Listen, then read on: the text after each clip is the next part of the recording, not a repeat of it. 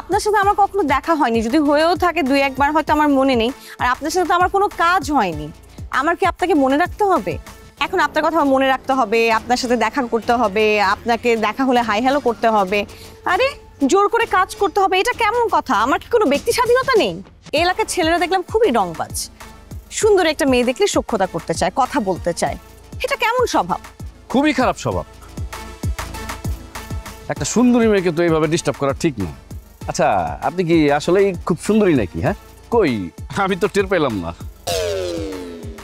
সুন্দরী মেয়েদের সাথে কথা বললে তো ইয়ং ছেলেদের মনের ভিতরে একটা শিহরণ জাগে, কিন্তু আপনার সাথে যে 2 মিনিট ধরে কথা বললাম, কই আমার মনের ভিতরে তো কোনো শিহরণ জাগলো না।